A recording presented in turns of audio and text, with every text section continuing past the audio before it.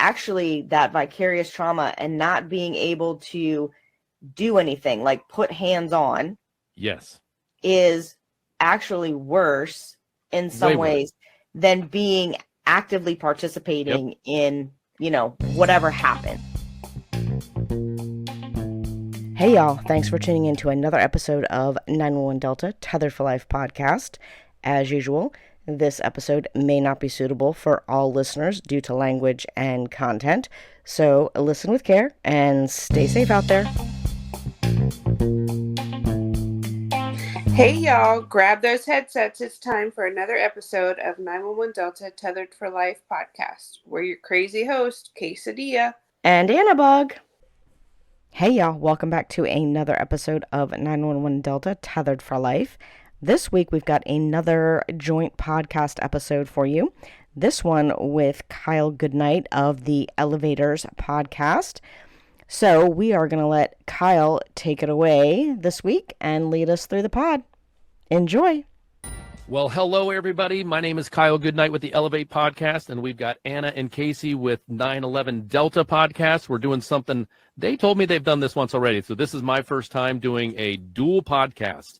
So I have the Elevate podcast for mental health and wellness for the first responder, and they have 911 Delta, which deals with dispatchers. So dispatchers, of course, are first responders. Come on, let's just be honest. But Anna and Casey, now do your spiel, and we're going to send this same exact video is going to go to both podcasts. It's going to be fun, and we'll go from there.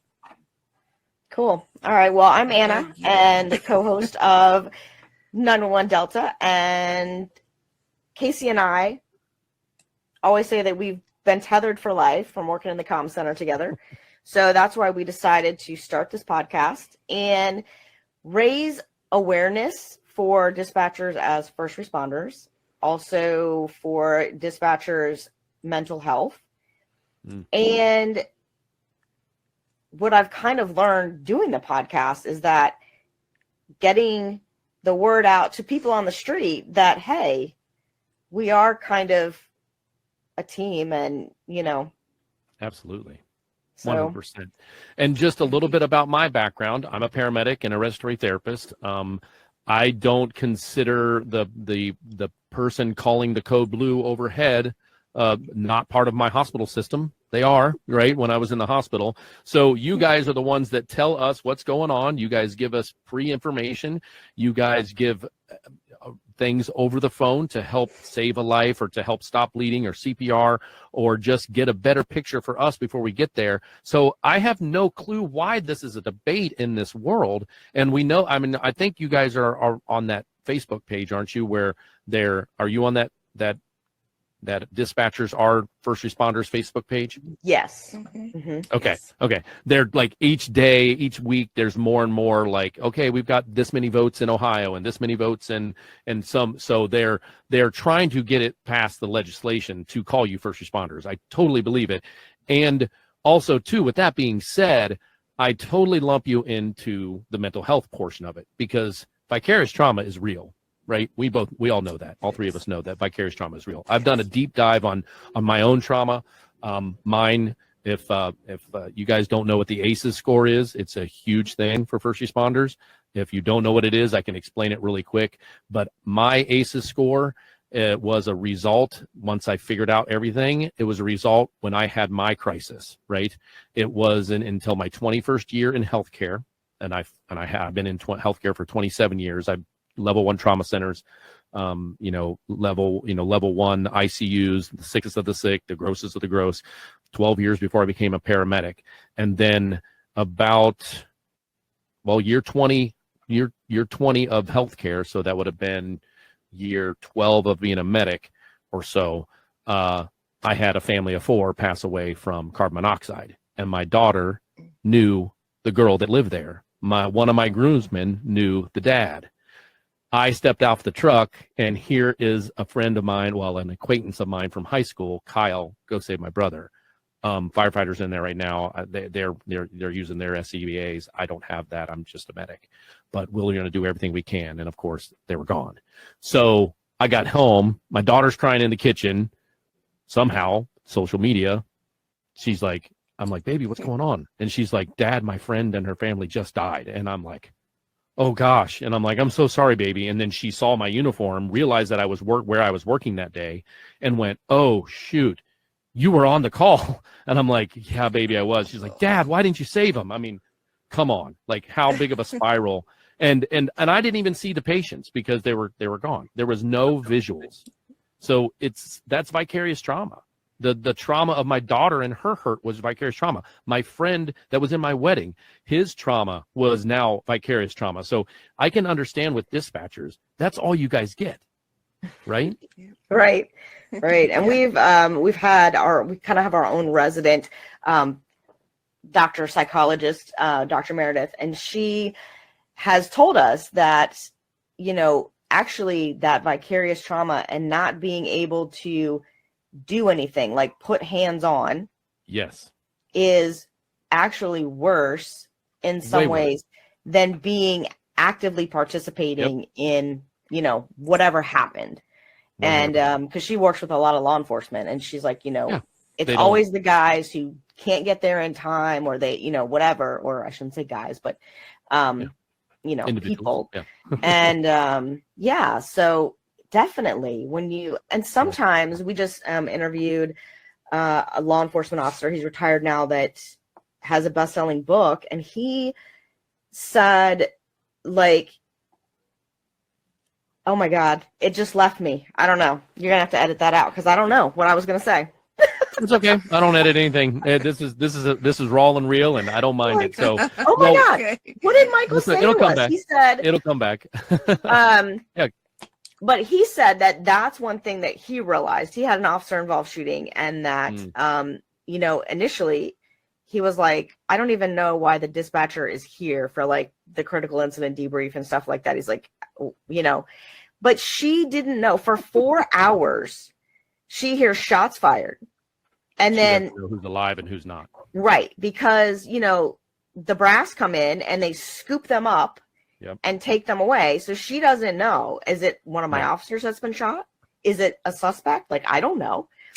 And and a lot of times I think it may be firefighters and law enforcement officers, like, they don't realize that we do have a sense of responsibility for you on their the street. safety, for us, for the community. You have a double and we do too when we're driving fast or with lights and sirens. We have that double. We have that double as well, because we got to make sure we do regard, and travel through intersections and whatnot.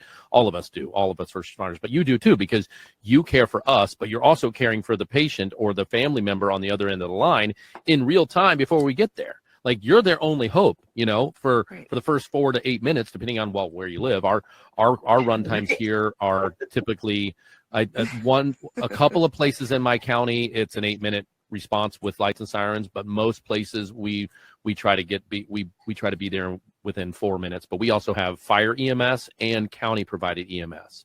So we have a plethora of you can't throw a dart without hitting a paramedic in my county. Nice. Yeah, so that is nice. So I have a question for you, Casey. When it comes to because you're both not in the field anymore of dispatching, and I can only assume, I've talked to any dispatcher I meet, I ask him this one question. So I'm going to ask Casey first, and then of course Anna, if you want to answer as well. But when it comes to closure, what is your thought process on the mental health of the dispatcher because of lack of closure? Or do you guys have a system inside your program like I do? When I do my charting, I click a button, I want follow-up. So I get closure, not just being hands-on, but do you guys have anything? Did you guys have anything like that in your system? No. We ended up having what do they call it? A CISM team, which was basically made up of folks that we worked with, and to be quite honest, probably didn't like half of them or didn't trust half of them. So why the hell am I going to open up? And you already feel incompetent, you already feel down, you already feel all these emotions. And I myself, when I had worked a shooting involving a K-9, and a suspect was shooting at our officers, but our K-9 unit actually got hit. Meaning the pup got hit. I was frowned upon later on afterwards from one of the folks on that team saying, "Well, I don't know if you would be able to handle another like Signal 13 call is what they called it." And I'm just like, I've been doing this for so many years. Didn't even get, I didn't act any different. I finished the call. I didn't show like emotion at the time, but the only thing different I had done that particular night was when I was asked after the incident was over if I needed a break or wanted to get up, I said yes. And that was the first time I had ever done that after like a serious incident like that. Call. Right. And I literally took maybe 10 or 15 minutes to just go outside, get some fresh air, went right back to what clear your I was head a little bit supposed to do. Yeah. Well, kids, and when I asked that question, I felt so stupid. Sorry, I thought it was, it made a little bit of a lag there. But yeah, when I talk to most people that are dispatchers, they're like, no, we don't have anything set up in place for follow-up. I mean, I'm not talking about debriefing on a major incident, just general follow-up. Like I can go, you know what? This lady was presenting a little funky, and I didn't like her rhythm and what was going on with her, and I can just go, boom, I can hit a button. And we have a team that has liaisons with the hospitals that we take them to. And we have one person for each hospital in my area, and they get follow-up, and it's huge for us. And if any dispatchers are out there listening to the Elevate podcast or the 911 Delta podcast, and you don't have a follow-up system built inside your stuff where someone in your group can actually get or through the EMS or fire agency can get you follow-up, I've talked to several people on my podcast about follow-up that just like that whole thing, when you put hands on someone and you feel like you're doing everything you can in your power, there is some closure there, and follow-up is just like that. Anna, do you have anything to add? I just think most dispatchers don't have that, right?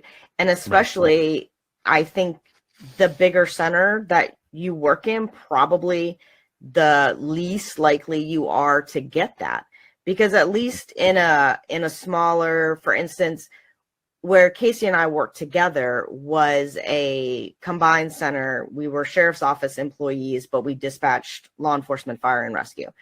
So we had a pretty decent working relationship with the sheriff's office. And, we could call them. And there's some of the sergeants and first sergeants that would be proactive and say, hey, this is what happened with that, domestic or whatever. Same thing on the fire side. We'd have some of the battalion chiefs or some of the assistant chiefs that knew and, would follow up with us. But otherwise, you got to ask, you got to go out there and say, hey, can you find out for me what happened on this call? And but it's pulling teeth. It's a right. whole It's loop. not, Yeah, right. Yeah. It's not like, can I get an email? And especially okay, what if you we get a detailed report. We get the patient. We get a true report from the doctor who wrote the notes in the ER and see what their path was. Which is really nice.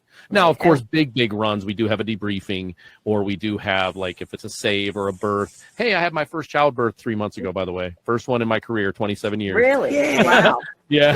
Awesome. I still have a high about that. It was just, I've been around plenty of births. I've been around my own children's birth as well. And, I've been around the ER scene when births come. I've been around C-sections for my mom. It was a code blue up in while they were doing a C-section, but I was supporting the mom, so I wasn't down with the baby. But yeah, so it's one of those things where I've been around births my whole career, but this was the first time I was Johnny Bench, and while we were rolling down the freeway getting to the hospital, Nice. It was pretty cool. I'm not gonna lie, it was cool. So the other questions I always ask dispatchers, and you're the first dispatching, and it's great that it's a duo because I get double the bang, right? I get boom. I get two different mentalities and two different options of answers. But I ask every dispatcher that I meet in person so far, and I know a few that we work with and that I've stumbled across in general through my travels, is when it comes to initial training, I feel we have a huge lack of initial training for the back end of what we see and what we do. So we are, as an EMS and National Registry, I'm in Columbus, Ohio, and if you know where the National Registry is, it's about, as a crow flies, about 2 miles from my house. I can get there. It takes me a little bit longer because I have to go out and around instead of right over the freeway. So I am very close to the National Registry here in Columbus, and they have put forth a criteria to talk about mental health in the classroom now, which is wonderful, right? Police don't really do that. I did talk to a police officer and say, hey, we went up to 4 hours. Oh, 4 hours a week. Right. No, Right. 4 total hours. And I'm like, oh, Jesus, Lord. I'm like, to make things a habit, you got to have at least 8 weeks, right, of a constant, like, education. So when it comes to your onboarding process, that's one of the things that Elevate in general, and what I'm doing with Elevate to spread the word is I've built a course, and I'm taking it to a paramedic system where my old assistant chief is now in charge of the paramedic program, and he's allowing me to come in and start teaching this course for 8 weeks to the brand new students, right? And it goes through all kinds of stuff, but that's going to be more intensive training than anybody has ever got, other than maybe a sprinkle or a dog. Yeah, I talked to one school, and they're like, yeah, we have a guy that comes in with an emotional support dog once for a couple of hours, and we talk about mental health. And I'm like, whoa, that's not enough. So any onboarding at all, I know the answer to this. We never did. I didn't. I had 2 different medical careers, and I never got any onboarding for back then. Yeah, I think we have a dispatcher basic course that's run at the Criminal Justice Academy, and I think there's like a 4-hour class on dispatcher stress. Okay. That's about it. That's about it. Well, I thought you guys, being in the office setting, I've had people tell me they're like, they don't think we need that. And I'm like, do you guys need it more than anybody? we know that 1 out of 4 dispatchers have depression in their first 6 months of employment. We know that. That's documented. I'm not sure what the suicide numbers are or when it comes to retention and recruitment. I just know that we have a hard time recruiting, and our retention's a little bit better because I think we are a little bit more open of a department when it comes to mental health, and we have programs and systems countywide, not just with EMS, but the whole entire county. Like even the water company has the availability to open up an app and get some mental health help. But it's one of those things where, if systems don't take this seriously, I actually had, I'm going to go ahead and say, I'm going to talk about it. I wasn't going to talk about it, but I'm going to talk about it. I just had somebody cancel on my podcast, and the reason is that their command staff isn't ready for the exposure. And he doesn't want to come back on him in a negative way. And he's the leader of their wellness program. Oh my gosh. Yeah, we haven't had many cancel, but we have had people say, be really excited and then come back and say, well, my command staff said I can't, give out my agency name, location, things like that.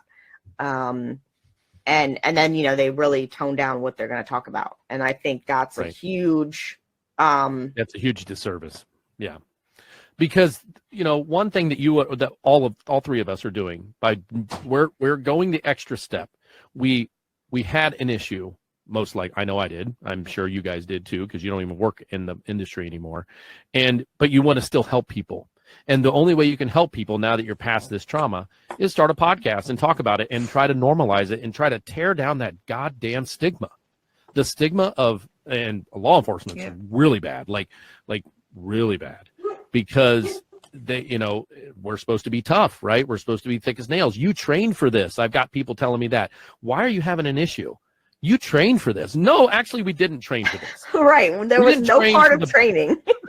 No, I trained to save your life, 100%. Right. I trained like crazy to do that in several different modalities. You have an airway issue? Boom, I'm your guy, right? When it comes to training, trust me, when it comes to the medical side of stuff and the trauma and the airway stuff and the pediatrics and and the geriatric, all that stuff, we get our training. We have an amazing training program now that my department started 3 or 4 years ago, and I'm actually part of that group. And we develop training, and I take it out to my unit day, and I do all the training for all 5 of my side of my county, and it's great. I just love it, and I'm a huge part of it. I don't want to even become a lieutenant. I don't want to advance through the ranks because I like the training so much. Because if you haven't noticed, I'm an extrovert. So, but yeah. So I've done a lot of talking, and I feel like I've interviewed I'm not Use from Pittsburgh. Use guys, I know. I think it's my lack of drinking water all day. Yuns. We've got family in St. Louis, and they say yuns. Yuns. Yes. Yuns. Yep. Mm-hmm. So go ahead and those are the main questions I wanted to ask, dispatchers, the first dispatchers I've ever had on the Elevate podcast. So I'm going to have more. I've got one of our employees was a dispatcher, and I definitely have to have him on because he shared something with me on his very first day of being solo. He got a suicide attempt that was successful over the phone with him. And he still says, I can't sleep at night. Like, he is showing, luckily he's functioning well, but I don't know when it's going to sneak up on him. You know what I mean? Right. So had 2 of I those check in in my on him. 16-year career. Oh, Yeah, definitely do. Yeah, had 2 of those. No births. Never had a birth in the 16 years, but Never had a birth. I don't really know. I know I had one birth. And it was in the toilet. It was one of those. yeah, I've had those. Yeah, and it was really funny because my partner at that center, there were 2 of us. We only dispatched fire and rescue, and I had initially picked up the phone. He was starting the call, and then I hear him say, "Don't sit on the toilet," or tell her to get off the toilet. Oh. And he had several kids of his own, so he was like already well prepared, and he's like, tell her to get off the toilet. And it was like a teenage girl who we thought was her first pregnancy, and she just didn't tell anybody and didn't know. Well, come to find out, it was not. It was her second, and she just didn't tell anybody. But yeah. So that was, and then he's like, can you come here? Because mom was like getting crazy, so I had to jump in and take the call, and he's trying to deal with EMS, and it was kind of a chaotic call. There was a whole bunch of things going on, but and then I don't really remember if I know I've had some near misses, and my husband is the king of cross your legs. Like, he doesn't. Oh, really? No, he's not doing that. He doesn't know. You're on your own. You gotta hold it till he gets to the hospital. Right. A little bit about that. So we just got the Noelle mannequin. Have you heard of the Noelle mannequin? I have heard of it. Yeah, I haven't seen it. It's a mannequin that has this like motor in it, and it pushes the baby out. And so we have a scenario, right? And we've had 2 trainings with our Noelle in the last 2 years, which was 2 more than we ever had in my 18 years at the department. And I'm telling you, I promise you, me and actually I had a partner who I had for 9 years. He was on the truck with me that day, and it was him and I in the back. And the whole run, him and I were just synced up. Like, it was a perfect situation. Neither one of us, because we knew what each other was thinking. We did have an odd presentation. She couldn't get on her back. And I'm like, Pete, something's wrong. I don't like this. If this baby's coming, I want to be as close to the hospital as we can. We can resuscitate in the back of the vehicle, right? We've got the devices. We've got the hand-heavy bag, and we've got oxygen. We've got everything we need to resuscitate if we have to. I want to be as close as possible. And he's like, I totally agree. Let's get her going. So when we're in the back of the truck and all of a sudden we have crowning now, and I'm like, it's on now. But because of that training, when we got done, I'm like, Pete, he goes, what? I'm like, were you oddly calm?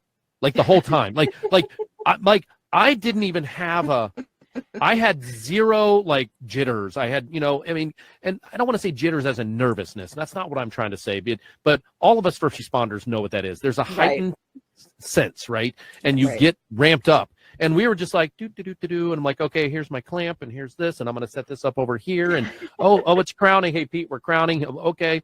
Hey, guys who's driving, we're crowning. Don't hit any bumps. He goes, you want me to pull over? I'm like, I'll let you know if we want to pull over. I mean, we were just so calm.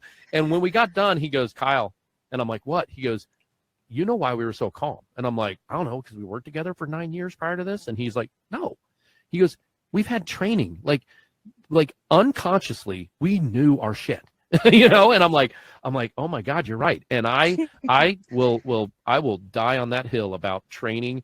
And people say, oh, why do we do all this training? I'm like, because it's mental reps. Because the mental reps, when the mental reps happen, then the actual reps are a lot less different, or a lot less, hectic. So yeah, for sure. So true. I mean, the military has proven that's the thing. Just doing it over and over and over again.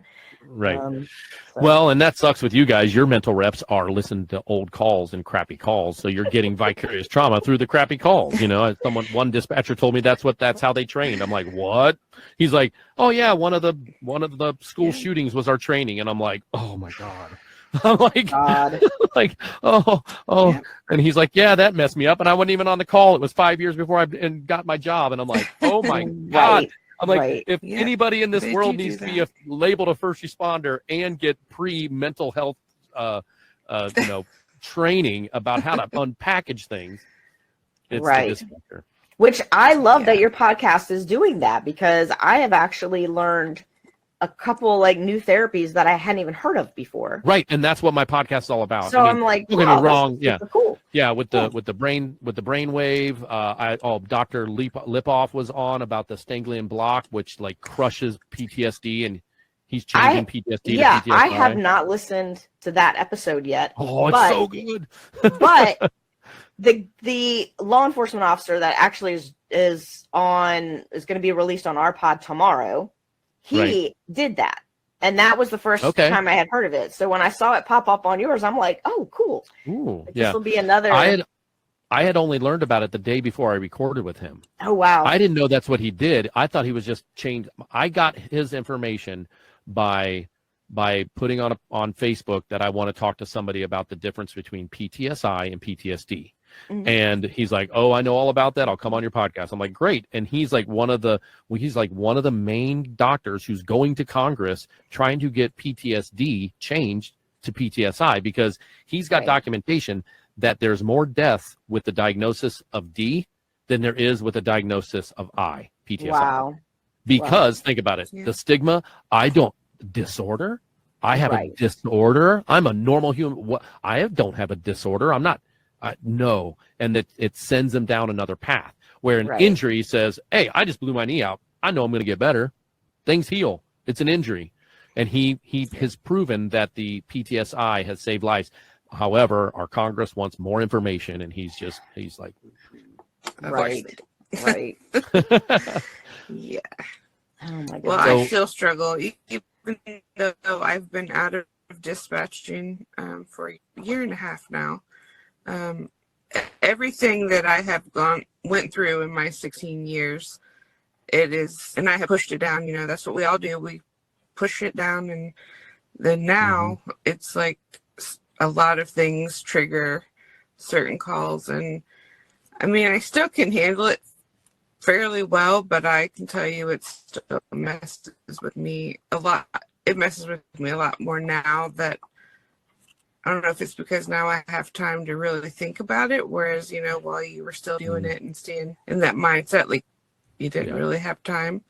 But yeah, it's definitely, and that's one of the things we do talk about, when you see folks asking the question, oh, I'm a new dispatcher, I'm thinking about it, any advice? And it's just well, if you're not jacked up before you start, you're definitely going to be jacked up when it's over, right? Or at least a certain time in so I don't know, and it's a shame that it has to be like that, but right. Well, one of the things that I built around when I was building my course, because I came out on the other side in a better place. I did the EDMR, the EMDR, sorry.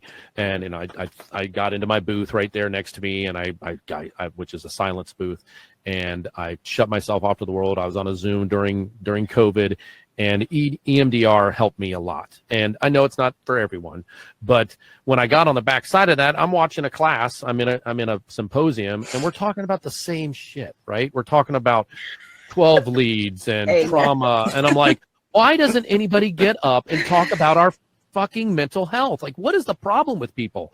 I raised my hand. So the one thing I didn't tell you earlier about my CO run was within 30 days after my first CO run, my whole entire township went down with power, with no wind. So everybody's generator, and I'm out rural, so everybody's house has generators, right?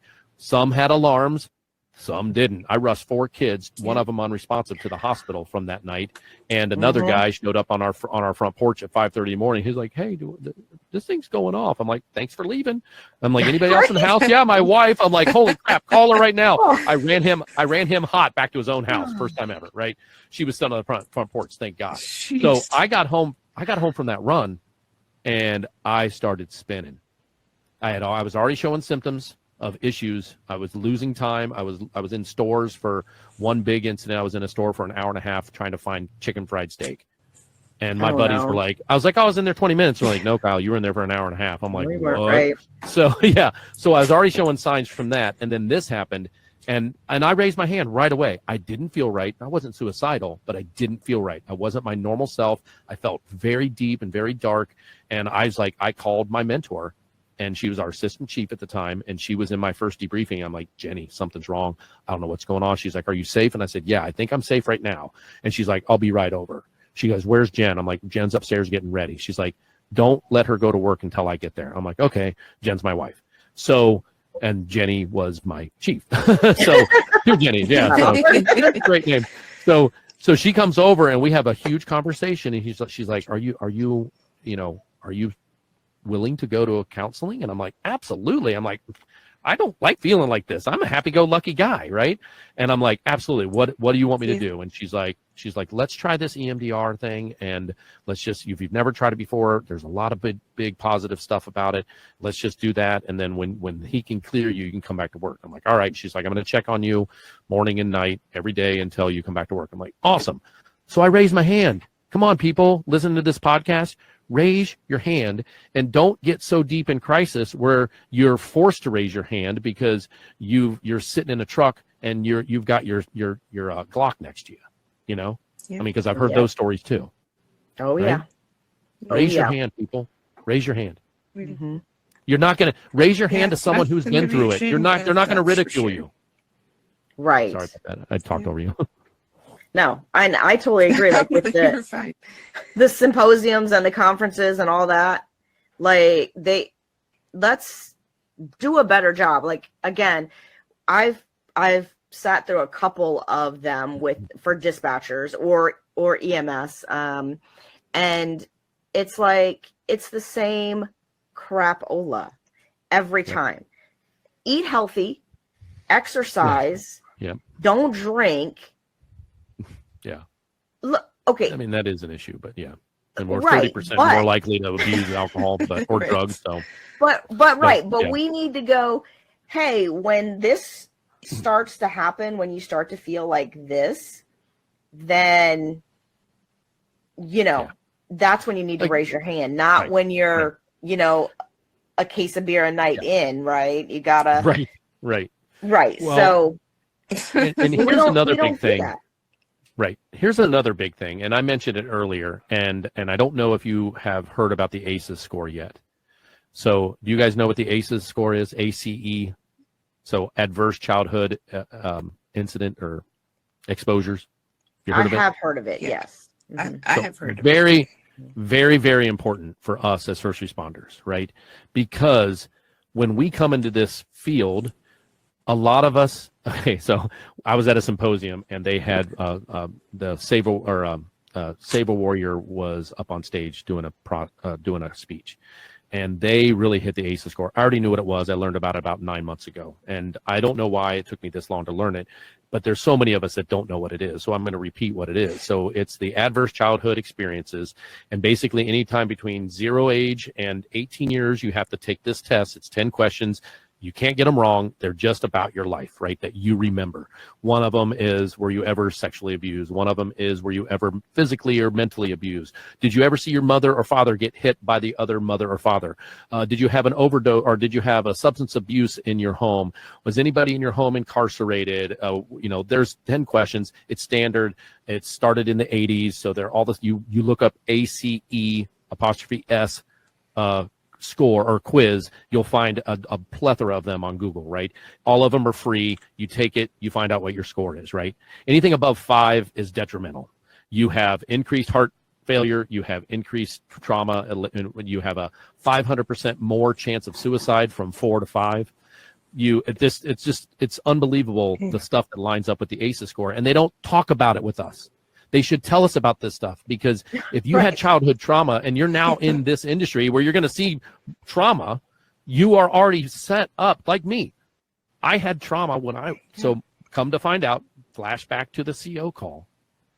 When I was a Cub Scout, one of our happy-go-lucky, extroverted Cub Scouts, his whole family succumbed to carbon monoxide, and he was left a vegetable. He was still alive, but he was mentally and physically disabled because of CO. And that affected me when I was 11 years old, right? Like nobody talked about it back then. And then now this happens, and it's like, boom, that's my trigger. So we need to know what our ACEs score is coming into this industry. And now that we're in this industry, if we understand what our ACEs score is and we can unpackage it, and I will let you know, unpackaging your ACEs score isn't fun, but there's modality, and that's another reason for the Elevate podcast. I'm bringing different modalities so you can unpack it. I'm giving you advice to read a book called The Body Keeps a Score, which is one of the prerequisites of anybody that in healthcare should read that book, period. I will die on that hill too. If you don't read that book, and as a healthcare professional, you are doing yourself and your colleagues a disservice, because you need to know the stuff that's in that book. Unbelievable book. Yeah. But so at this symposium we were at, it was a mental health symposium.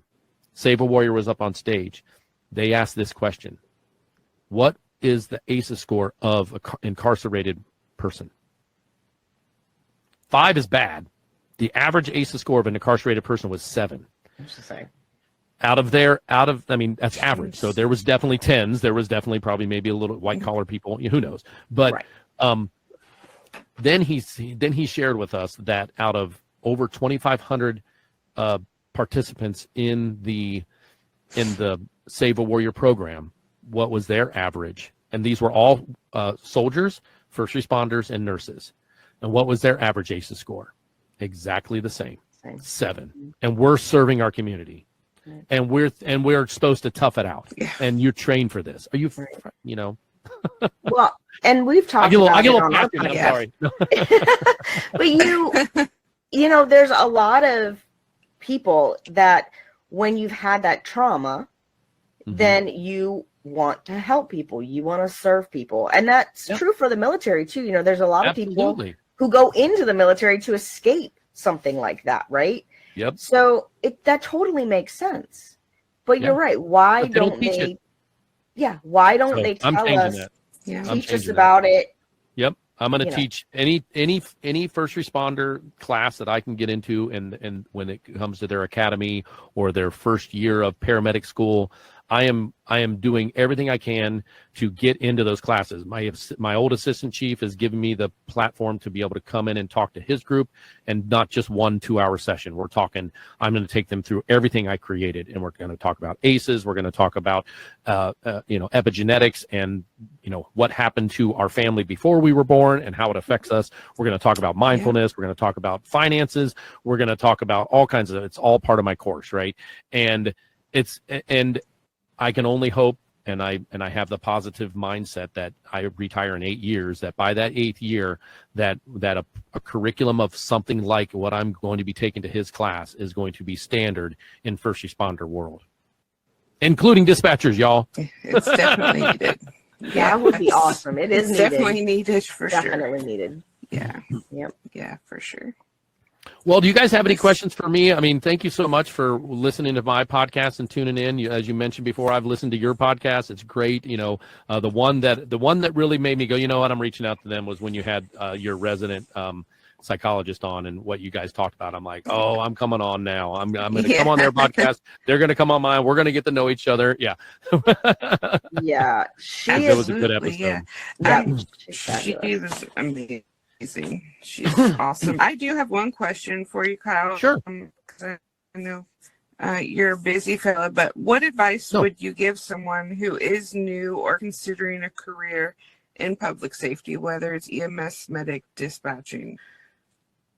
Yeah, and often I get friends and family members calling me up and say, hey, my nephew wants to be a paramedic or a firefighter. Will you talk to him? I'm like, heck yeah, I'll talk to him. So I talk to him, and I don't sugarcoat stuff. I tell him, I'm like, listen, it's a great career. You're not going to make a lot of money. If you want to make money, don't do it. But we need people. If you have the will, if you are willing to learn what to learn, and you're willing to run into danger and into a bad situation to help people, if that's your first instinct, then you need to follow it. You need to find out if you can stomach it, right? And some people can't. Some people get through their first couple of runs and their ride time and they can't do it. So, when it comes to advice for anybody, first is, one, we need you. We have an epidemic on a crisis right now nationally in America, let alone Canada. Canada's worse. Well, look, here's two people that left the industry because of mental health issues, right? And it's hard to refill your spot. So retention is a problem. Recruitment is a problem because people now with social media and podcasts and me talking about this stuff, people are like, I don't want to go have problems. I don't want to see that crap. You know what I mean? So recruitment is bad too. So I'm actually interviewing a chief of a county EMS system on my I think this Friday is when I'm interviewing him, and I'm going to concentrate all on recruitment and retention, and because he's connected to the mental health side of things very well, and I know this because I've met him. He's my boss, and and so we had to get all kinds of clearance and everything for whatnot, but he's willing to come on and talk about, and he's spent a lot of time in the retention and recruitment area, and it's a problem. It's a problem with dispatchers. It's a problem with paramedics, firefighters, police are really bad. Yeah. Where do you think the sorry, Casey. Did you have a follow-up before I butt in? No, that was nope. Okay. It's all you. I was gonna say, where do you feel like that disconnect comes? Because I will tell you, when I went to quit my job, and my main reason for leaving was really because there was so much going on at home, and I was only working part-time, and it was just, they're short-staffed. They need the help, and it was causing leaning on you. Right. Yeah. More stress to be worried about, when I could get in there and when I couldn't, and if I would get a page, Yep. So, but when I went in, the boss says to me, I think it was her father-in-law had passed away, and she was like, I'm just now like starting to see where, I wish I'd spent, a little more time with him, or a little more time with my kids, or, and I'm like, why That's is heavy. it now? And I mean, that's its own trauma. Right. When I started at that agency, what was that, like 13 years ago, something like that, she was just a dispatcher. Or maybe was she a supervisor, Casey? I don't remember. I think she was a supervisor. But she might have been a shift supervisor, but basically she had worked her way up. And how did you get so disconnected from being the person on the floor to being the person in the office? Where does that disconnect happen? That was going to be my question for you. Do you? Gotcha. And I'm not sure because I'm still on the street. So, but I've had I had 2 shoulder surgeries from 2021. July 1st of 21, I fell on the back of the medic and busted up both my shoulders. So by November of 21, I had my first shoulder done, and November of 22, I had my second shoulder done. And so I spent almost 5 months each year in in light duty. And now I'm in the office around my command staff. And so many people don't understand what they actually do because they're never in there for 4 months straight working 40 hours with them. They do a lot, right? There is some disconnect, like for whatever reason, and I hope I don't get in trouble for this, but our union won't let those guys ride the truck even if we're short staffed. It's a union thing. I would love them to come on my truck if we're short staffed. I would like to see them on the truck, not come in and be in charge because they've been there, done that, but just to plug back into us, right? And I don't know where so that for my department, that may be where some of the disconnect is, if there is disconnect.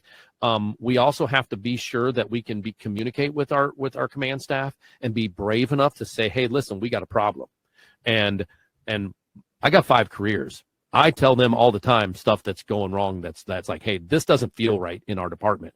We need to do something about this. And I've talked to my assistant chief, my head chief. I've knocked on their door and walked right in, like, hey, this is the general consensus that I'm getting around there when I'm out in the world.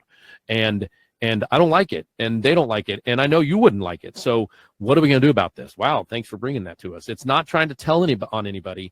It's being open and honest about something that may not be going right. And it could be as simple as how our charting system works, or could be as simple as our time cards, or whatever. Like it's some of it's very simple stuff, but you've got to have that open line communication with your command staff.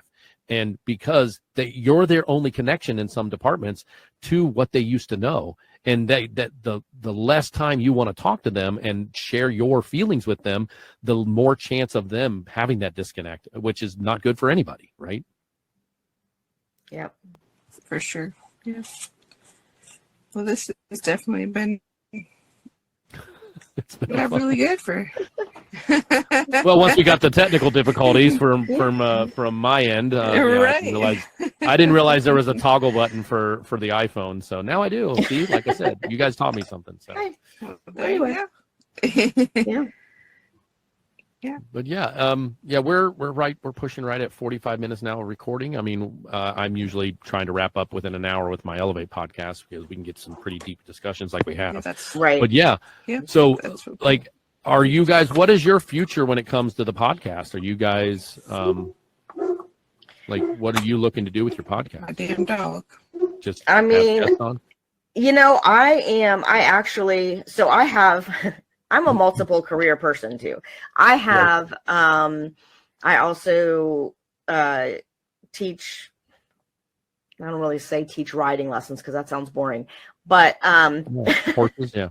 Well, equine therapy. That was one of my episodes. Is equine therapy. I know you sucked me right in with that one because I was like, ooh. And but so I do. I help equestrians with their horses, and so I have that going on, and I also am the president of a nonprofit that's basically a riding community, right? An equestrian community.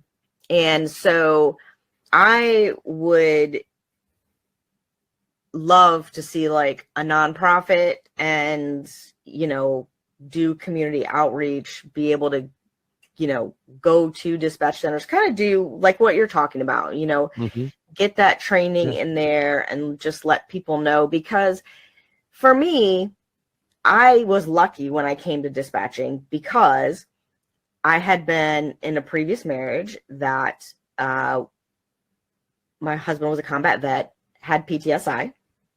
Okay. And I had no idea. And when it finally escalated to the point that we separated and all of that, and then going into therapy, and the psychologist was this wonderful old man. He was a World War II vet. So he had all of this knowledge, and he started telling me things, and I'm like, oh my God. It makes so much sense now, right? This has been going on for a year at least, Right. But I didn't know. And actually when I found out, when it first came to my attention that maybe this is what was happening, was a family friend saw my ex-husband and told my dad, and he's an old Green Beret, this guy. And so his language was he's shell shocked. Oh yeah. That was the old. Right. Because that was PTSD the language. old Yep. thing. And my dad is a veteran. You know, my dad, but you know, he had never. They pushed it down way bad. Right, and he had never Private Ryan proved that. Right, you know, so he was like, oh, and that's when it just sort of started unraveling, and it was like when talking to this therapist, and I'm like, oh my God. And then we actually had another family friend who was a Marine in the Gulf War and had very bad PTSI as well. And just following his story, and I'm like, oh my God. So when I started in dispatch, I already knew, and I would notice things. And then, because then I'm one of those people that like, now I need to know everything about it. So I'm going to dive in. Yep.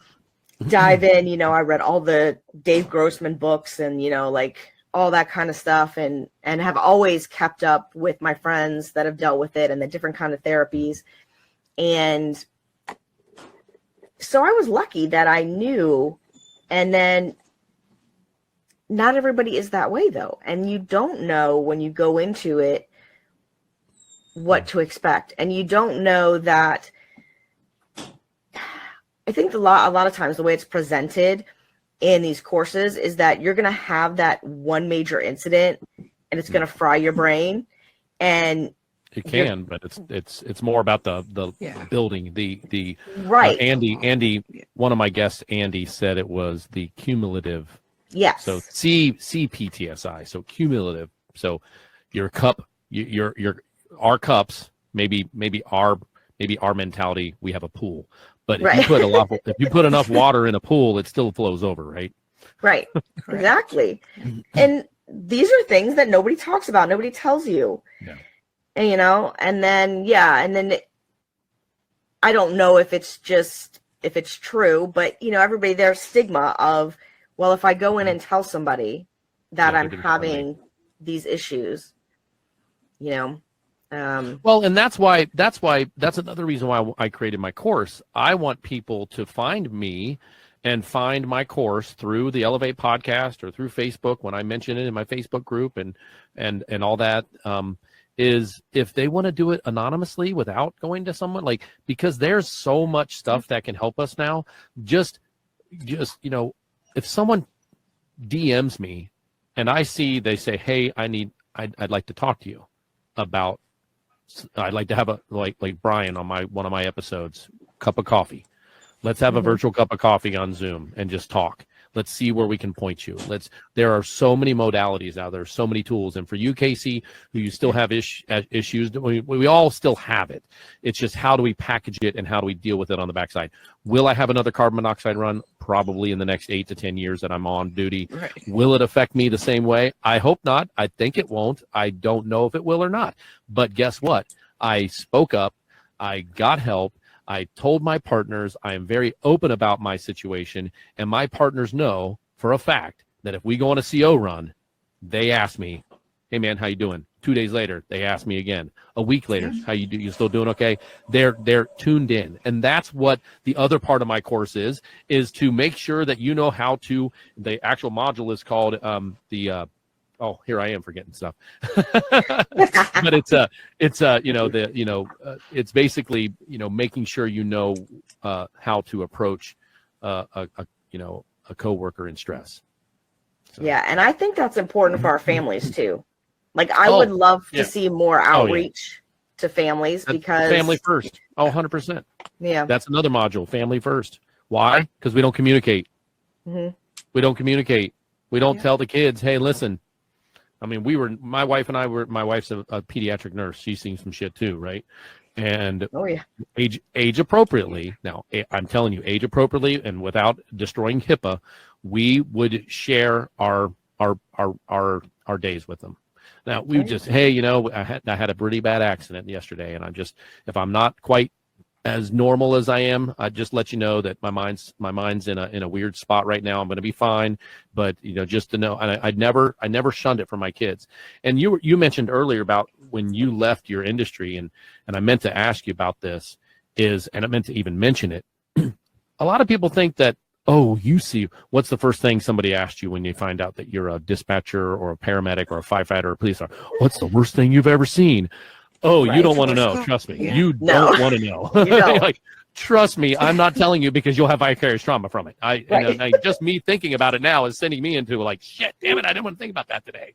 But Yeah. but on the other hand, is what people don't understand is it's just as bad, because do I want to leave my family for 24 hours every third day? Absolutely not. But I got to do it. I got to pay the bills. I got to have insurance. I got to have a retirement, right? And do I love it that my garage door has broken now 3 times when I'm on duty? No, I don't like that. It doesn't make me happy, right? So there's still stress and trauma that's happening in our families because we're first responders, right? And I think the layperson doesn't understand that it's not just about what we see or what we deal with or what we hear on our headsets, right? It's also the birthdays, the holidays that we've missed because we're on duty. Like that is not comfortable. That is not fun. The whole day you're on edge because of it, because you don't want to be, Right. but you have to be serving your community and you want to be your best. So then there's the struggle about being my best when I'm on duty, and I'm like, I don't want to not be my best when I'm on duty because could someone get sick or hurt? Like they want me on my best, So So it's go get another monster time, and oh my gosh, no, You know? yeah, trust me, I don't need any more caffeine than 1 cup of coffee a day. Oh. Yeah. Yeah, and I think All it's right, great guys. that Well, guys, thanks so much. This was a great conversation. I could talk to you guys all night. This stuff needs to get out there. That's why your idea, I don't know if it was Anna or Casey who suggested that we do a dual podcast and share this same exact podcast on both of our platforms. I think that's a great idea because we can get the message and the stories and the fact that raise your hand if you need help. Raise your hand before you need help. How about that one? How about how about go learn about your ACEs score and unpack that? How about go learn about epigenetics? How about go learn about how to deal with the signs and symptoms of PTSI in your coworker so you can approach them and help them. I mean, a great story, and then we'll leave. Yeah. What do we do when we go on a mental health run and we're 3 paramedics? We are all about that patient, right? And we're, I'm not going to the damn hospital. That's what they say, right? I'm not going back to there. Hey, come on, man. It's going to be the best thing for you. We do we put our best salesman hat on, right? We want to get them to the hospital, get them to a safe place. That's the community. That's the service that we provide. So why in the God's green earth are we not willing to turn to our partner who hasn't felt right or hasn't acted right, who's been quiet for 3 shifts and doesn't want to come out and eat dinner with you guys? Why can't we go, hey, man, you okay? Because what happens at home for you, it affects me, right? Don't think that it doesn't. right. Because if you're not there and I go on a call, whether you're a police officer, firefighter, or paramedic, dispatcher may be a little bit different. You're in a safe place for the most part. I mean, you're not out there with the crazies, you're just hearing them. But it's one of those things where, no, you need to be on your A game. And if you're not on your A game, let's see what's going on, man. Hey. Yeah. Let's Agreed. normalize this. Let's normalize mental health. Yeah. I didn't like calling it mental health 5 months ago. Now I call it mental health because it gets to the point. I'm tired of sugarcoating shit. Yeah, it definitely doesn't need to be sugarcoated. Yeah. And I want to hear when you get your course up and running. I think we need to have you back on so we can. Oh, it's up and running. I just don't get anybody to my webinar to come into the course because Really? what do first responders not do? Raise their hand. Raise their hand. So so All podcasting. right, well, send us the Podcasting link, is my lead. Yeah, I will. Yeah. and we'll link it in our show notes. Okay. Yep. Sounds good. Because I think that's an awesome concept. Like it's Yeah, definitely it is. something that Absolutely. needed. And it's nothing And that why is. the hell are it you is- people out there not doing it? Right. It is not original information. It all comes Right. from stuff I've learned, epiphanies that I've had, help that I've got, help that I've learned from people like Dr. Lipoff, who does ganglion block and literally does a nerve block and in a 10-minute treatment stop people from being suicidal thoughts. Like, whoa, that's a great one. Like that's a Right, yeah. physical thing that they can do, and it helps. And like you mentioned, your law enforcement officer had that Right. done or talked about it, right? Mhm. So, yep. Yep. And Casey, one last question for you. Do you find that being Sure. on the podcast and talking about this is that therapeutic in itself? Absolutely. Yeah. Yeah. I mean, Anna, she's Me too. my best friend as well. Yeah, we have a lot of fun. I mean, we really do.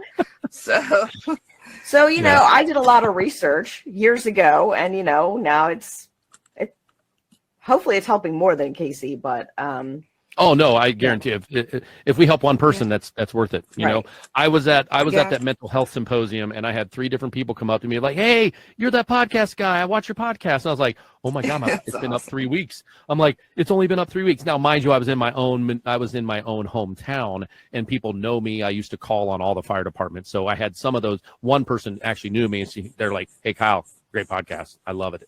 You know, and we're there for mental health purposes that day. So all of us are being open, which was nice. We just need to normalize it. That's the biggest, I think if that's any message of this episode is, well, find out your ACEs score and unpack it and normalize the fact that we need this in this industry and a third thing, let's just go ahead and like round it out with the third thing is that, come on, everybody, dispatchers are first responders too. Yes. yes, Yes. yes, Preach it. Amen. yes. And Cool. number For 4 sure. is Okay. nobody in public safety ever trained for this. That's right.